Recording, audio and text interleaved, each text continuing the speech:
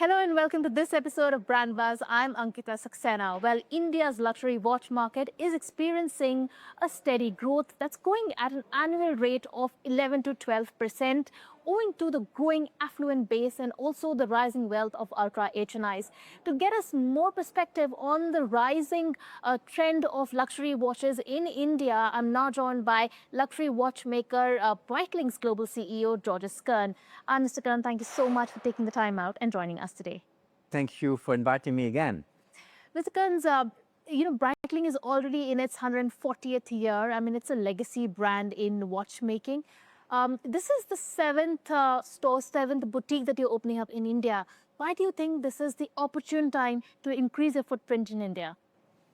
Because the Indian economy is growing. It will be the third largest economy by 2030, which is quite unbelievable. And even though at a smaller level, it is one of the fastest growing markets in the luxury industry. So India is now in the top 15, but most probably will be in the top 10 very soon.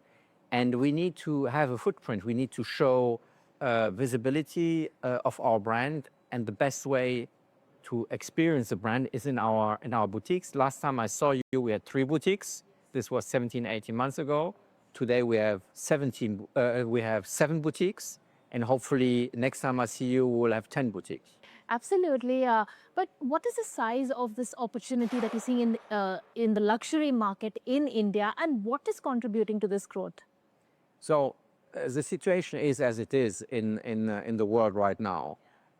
Europe is suffering a lot in terms of economy. China has softened over the last 2 or 3 years. Actually, USA is doing very well. It's growing by 20-25%. Latin America is doing very well. Middle East is doing well. And of course, India.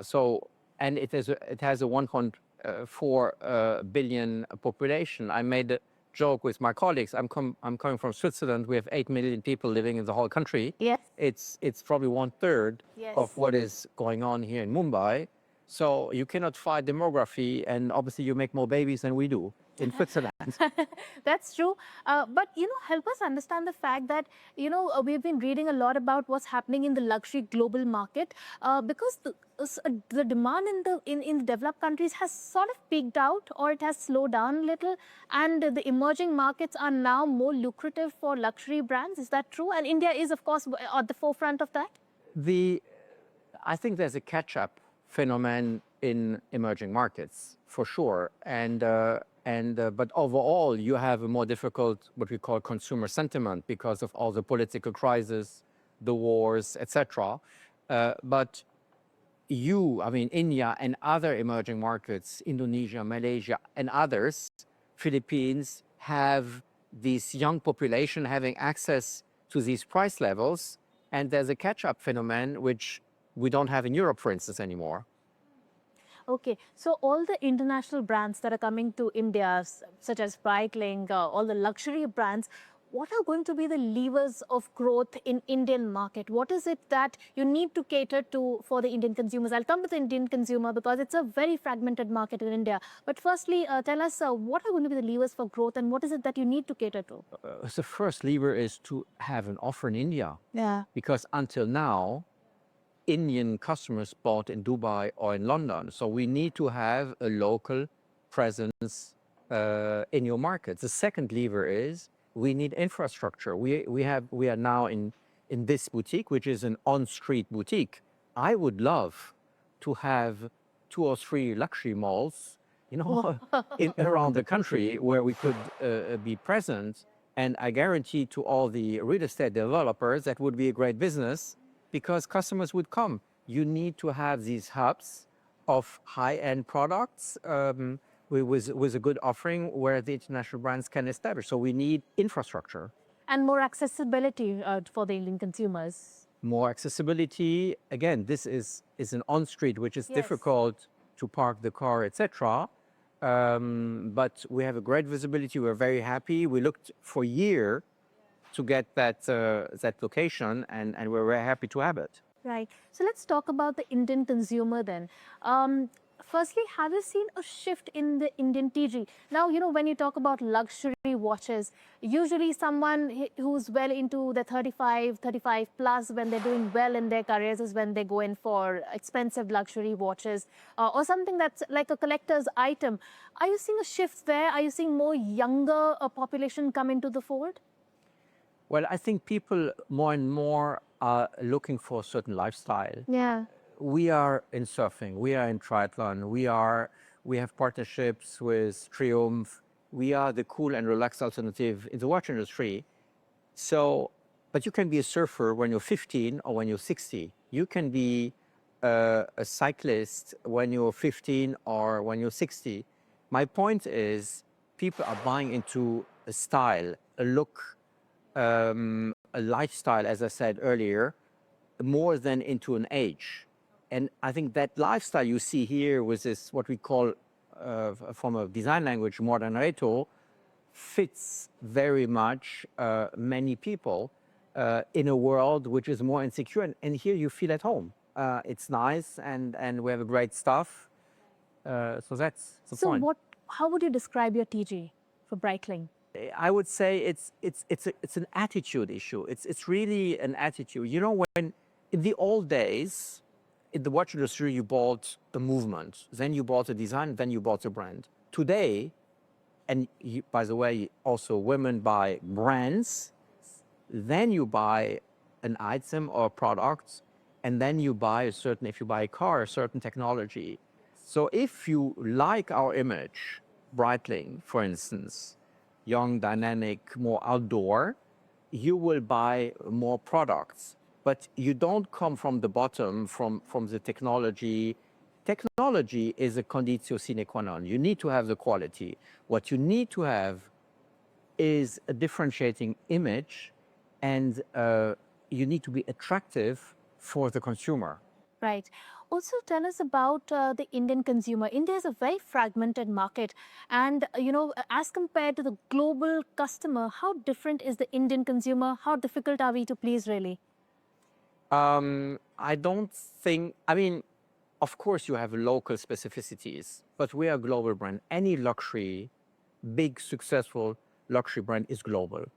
And it's the same in Mumbai, in Delhi, in Paris, and in New York, because you target a certain also income level. These people are international, they have a certain education, they travel around the world, and they see these global brands. So we need to be global, we need to have a global strengths. Then of course you have local specificities, like ergonomy. We are launching here a ladies line, for instance, called Lady Premier, in 36 millimeter diameter or in 32 diameter, but it depends on your wrist.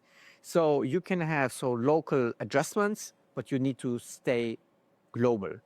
Right. So, is that what you mean is that you have to be more localized for, say, for an Indian consumer? Will you have certain local offerings? First of all, yes, we often have local limited series related to local cultures or to local events. We might have these series also in the Middle East or in China or in Europe. This is normal. We do that. And I think that creates a bridge from global to local. Then you have, some people prefer darker dyes or lighter dyes. Some people prefer rose gold or yellow gold. So you do these adjustments, but at the end of the day, you need to keep the essence of your brand, which is the same all over the world. And the boutique, for instance, here has the same look as in Zurich. Right. Also, talk to us about your new offering that you just mentioned, the Ladies Premier Watch. Tell us about that, about the new collection. So it's the first time that we launch a more, I would say, elegant and stylish ladies' watch. We started 7-8 years ago with sports products, with bigger ladies' sports products. And then we introduced, the Navitama Lady, which was a little bit more stylish. Then we had a collaboration with Victoria Beckham. Yes. And now we have the Lady Premier. So we evolved from super sports to more elegant, and today we have the full offering. And I think any lady in India will find something which suits her in our 4 lines we're offering here in this boutique and elsewhere in India. Right. Also, talk to us about the vision that you have for the Indian market. You're on the seventh boutique. You also have, I think, 22 customer touch points. Going ahead, what are your expansion plans? Well, quality, first of all, we want this quality environment, especially in a new emerging market. We have to set the right standard right from the beginning. Indeed, we have some quantitative growth with 1 or 2 more boutiques, I would say. Okay. Sooner or later, we will also have a local celebrity or local partnership in India. But first of all, I wanted to have the foundation rights before we go into these kind of investments. But we have some ideas in mind, and which will give me the opportunity to come to your show again in Yes, 18 months. absolutely. We'll wait for you to come back again and talk to us about the new additions that you have made, but also talk to us about the partnerships. Now, you said spreading awareness or Indian consumers being aware of the international luxury goods that are coming into India. That's a very important part, the marketing part of it. What are going to be your marketing strategies? You mentioned that you might have some Indian celebrity that you might I'll give you an partner with. example. Our biggest market is the US. It's 25% of our turnover. Right. So it's far bigger than India at this moment in time. And we just signed a deal with the NFL, the National Football League, which is gigantic in the US. It's very different from. It's like cricket in India.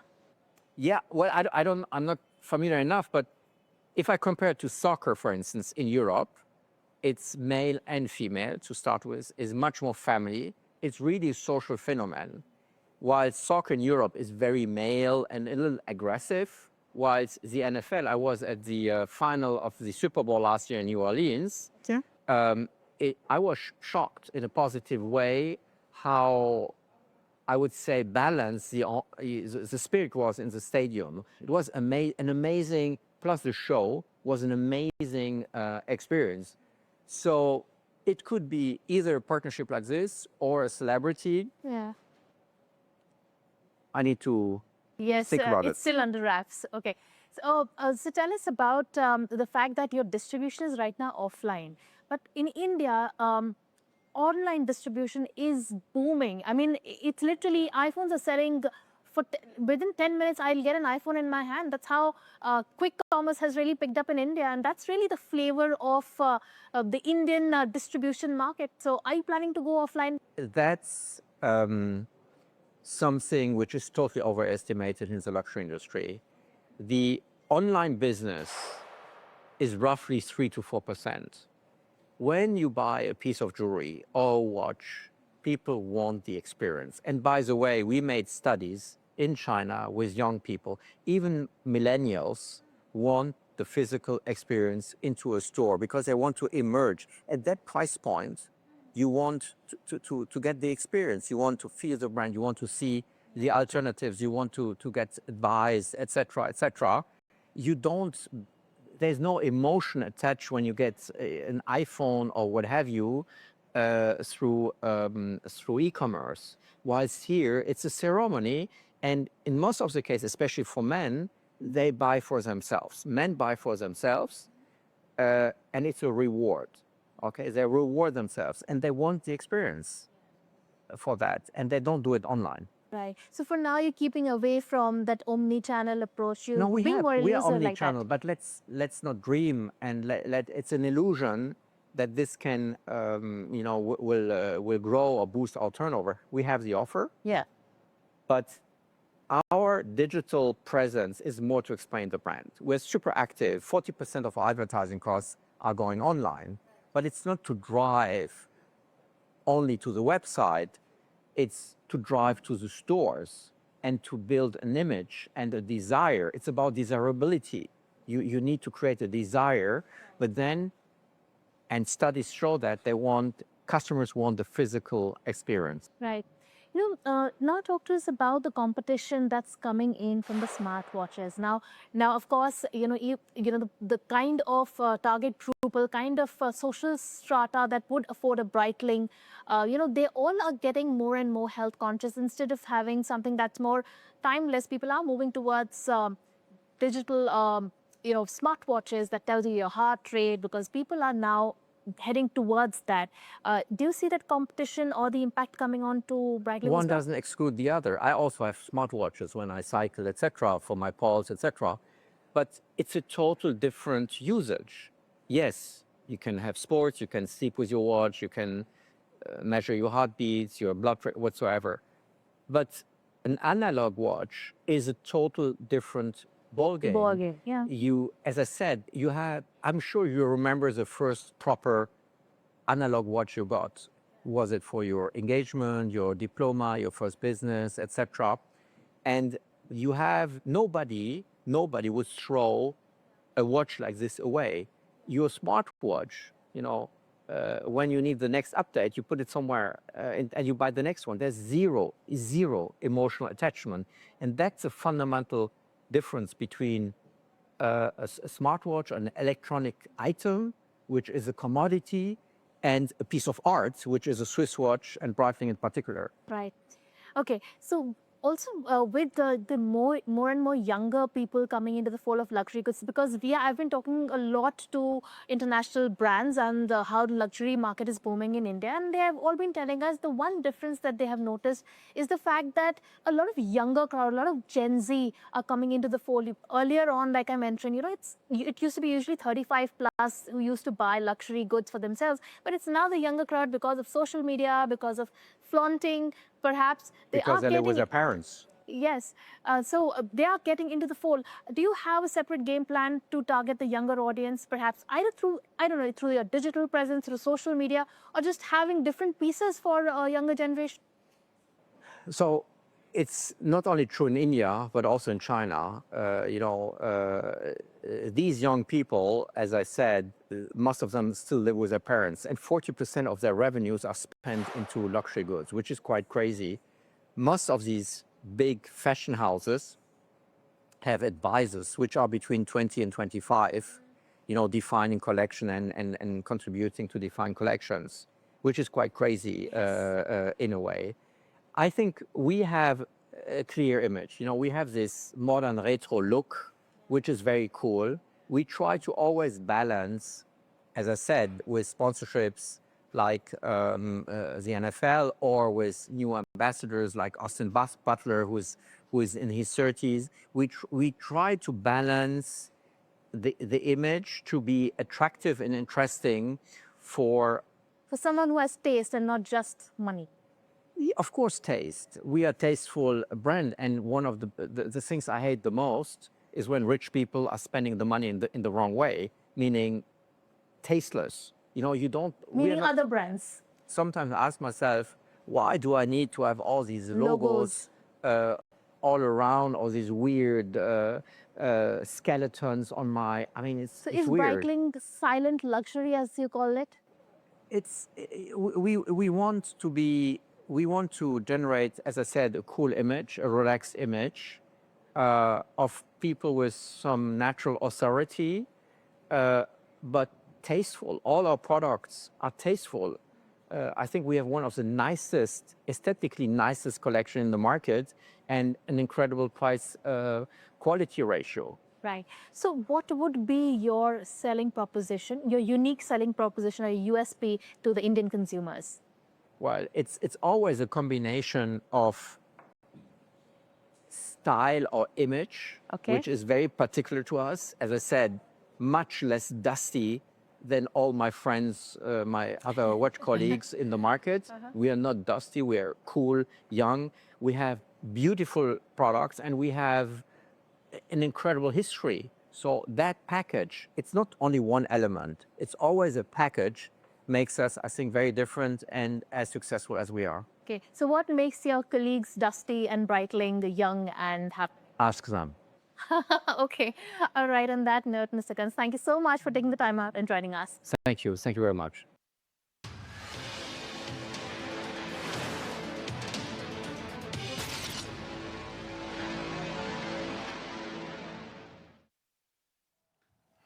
All right, let's shift focus to the 120th annual session marks a historic milestone for PHDCCI and is themed India's Rise as Trusted Global Partner. The event will feature distinguished guests sharing their perspective on the vision of Viksit Bharat. It serves as a major platform for business leaders, policy